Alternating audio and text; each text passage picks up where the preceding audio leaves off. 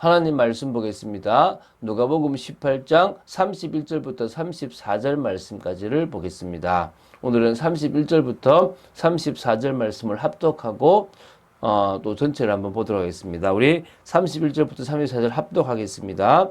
예수께서 12제자를 데리시고 이르시되 보라 우리가 예루살렘으로 올라가노니 선지자들을 통하여 기록된 모든 것이 인자에게 응하리라.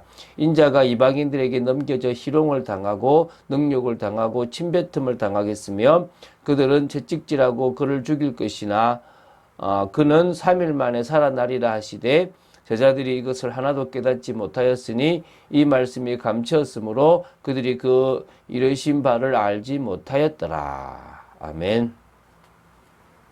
누가복음 18장 31절부터 34절은 누가복음 9장에 기록된 두 번의 예수님의 고난 예고에 뒤이은 세 번째 고난 예고라고 보시면 됩니다.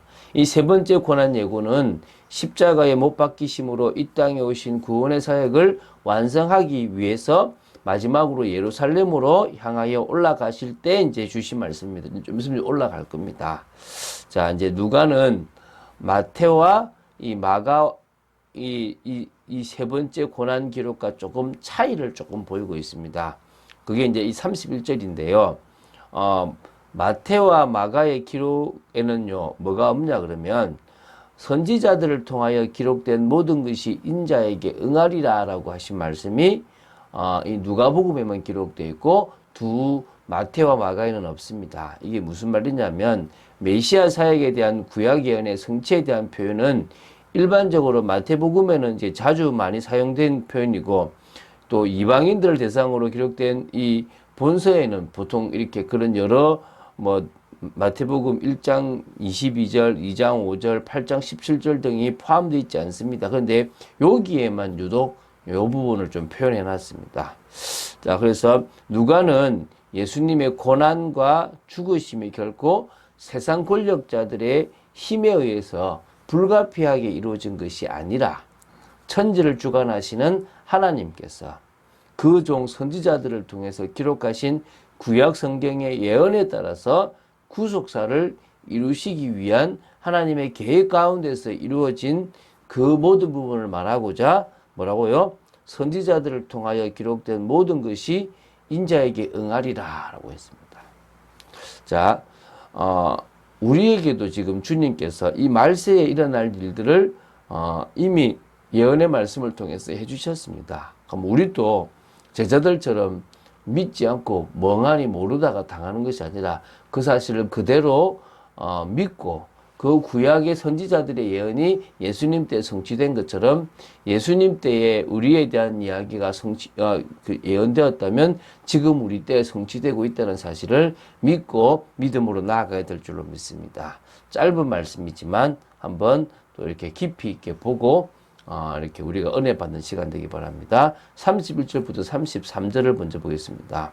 예수님께서 12제자들에게 당연히 중요한 예언, 또 당신이 고난받으실 것에 대한, 그리고 사흘 만에 살아나야 될 것에 대한 예언을 지금 하시고 계십니다. 이제 예루살렘으로 올라갈 것이고, 가면 선지자들을 통하여 기록된 모든 것이 인자인 자신에게 응하게 될 것을 말씀하셨습니다. 주로 선지자를 통해서 하신 것은 뭐냐면 시편 22편, 또 이사야 53장, 여기가 대표적이고 그 외에도 많은 성경의 예언들이 예수님을 통해서 성취되었다고 보시면 됩니다. 바로 자신에게, 인자이신 자신에게 응했다라고 말씀하신 겁니다. 자, 그래서 예수님의 고난과 죽음에 관한 구약의 모든 예언은 반드시 성취될 것이라는 것입니다. 자, 오늘 보게 되는 이 세 번째 고난 예언을 첫 번째, 두 번째 고난 예언과 비교해 볼 때 좀 더 구체적으로 또 분명하게 그 고난 예언이 지금 성취되고 있습니다. 이게 무슨 말이냐면 첫 번째 고난 예고에는 그냥 많은 고난을 받고 버리울 것이다 라는 표현이 누가복음 9장 22절에 있었습니다. 근데 이 세 번째는 희롱을 당하고 능욕을 당하고 침뱉음을 당하겠으며 그들은 채찍질하고 이런 표현이 있습니다. 그러니까 아주 구체적으로 희롱, 능욕, 침뱉음 이게 이제 로마 군인들에게 당했던 모습들이거든요. 그래서 그러니까 당신의 고난의 모습을 아주 상세하게 지금 예언하고 계신다고 보시면 됩니다. 또 두 번째 고난 예고에서는 자신의 사람들에 의해서 넘기울 것이다라고만 예언하셨는데 이 세 번째 고난 예고에서는 이방인들에게 넘겨질 것이다. 그래서 이게 로마 군인들에게 넘겨진다는 거거든요. 이렇게 좀 더 구체적으로 당신이 그것을 표현하고 계시다는 것입니다. 그래서 자신이 최종적으로 누구 앞에 서서 재판을 받고 고난을 당해 죽일 것인가에 대한 예언을 지금 하고 계신 겁니다. 자, 이와 같이 예수님이 이 세 번째 고난 예고를 매우 상세하게 하신 목적이 있겠죠. 왜? 이제 임박해진 당신의 죽음에 대해서 제자들이 명확히 알고 신앙을 더 견고히 하도록 하시기 위한 겁니다. 그런데 제자들은 이것을 사실은 깊이 있게 알지 못했고 그리고 또 잊어버렸기 때문에 나중에 다 도망갔습니다.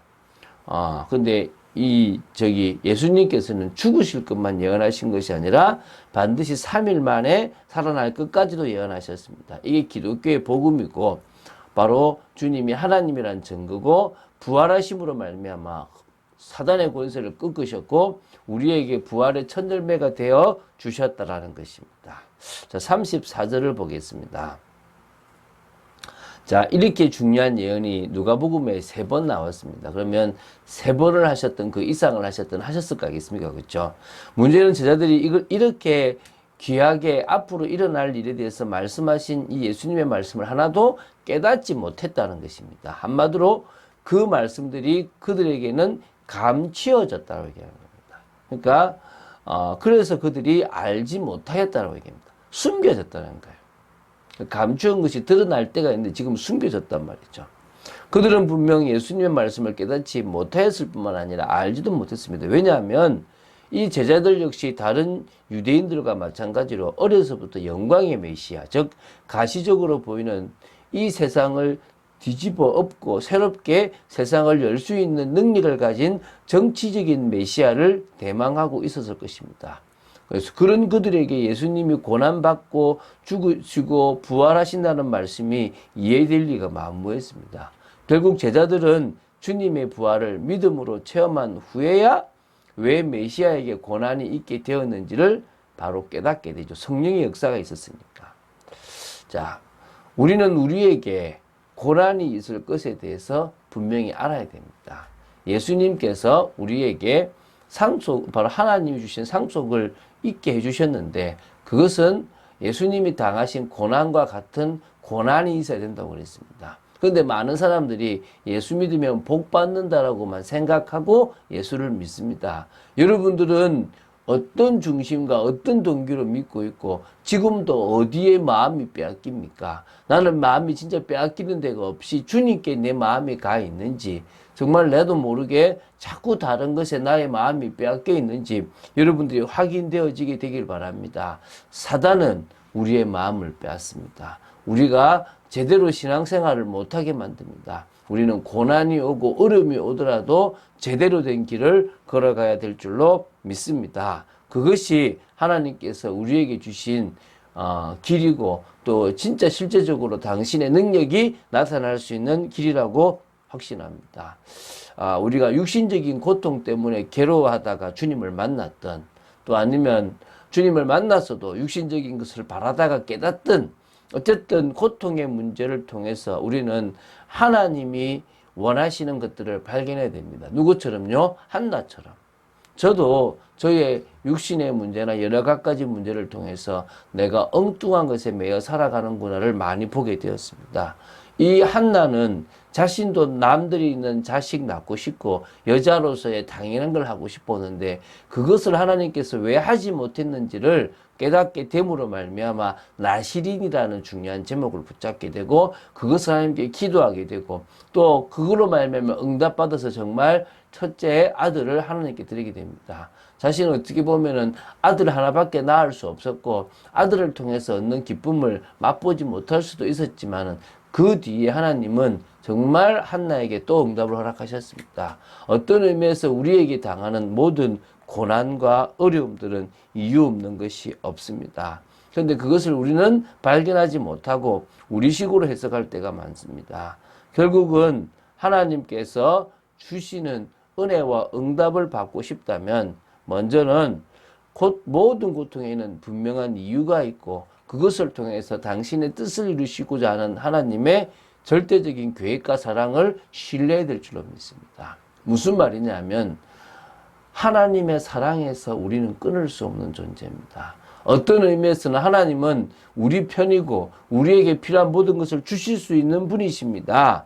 그런 하나님이 우리에게 고통을 허락하시면서까지 우리가 육신적으로 바라는 것들을 주시지 않으면서까지 하시고자 하는 것은 분명한 뜻이 있습니다. 그 뜻을 향하여 나아가는, 그래서 고통을 넘어 사명으로, 고통을 넘어 언약 성취로 갈 수 있는 여러분 되시기를 주 예수 그리스도 이름으로 축원드립니다. 주는 그리스도시요 살아계신 하나님의 아들이심을 고백합니다. 말씀 따라가는 축복 누리기를 간절히 소원합니다. 아버지 하나님의 뜻과 계획을 따라갈 수 있는 저희들 되게 하시고 언약 성취 속에 있는 저희들 되기 원하며 아버지 하나님의 역사를 보는 저희들 되기를 간절히 소원합니다. 저희들의 인생에 당연히 고난과 또 고통이 있고 그것을 통하여 더 큰 하나님의 뜻을 발견하며 나아가는 저희들 되기를 간절히 소원합니다. 역사하여 주시옵소서. 주 예수 그리스도 이름으로 기도드립니다. 아멘.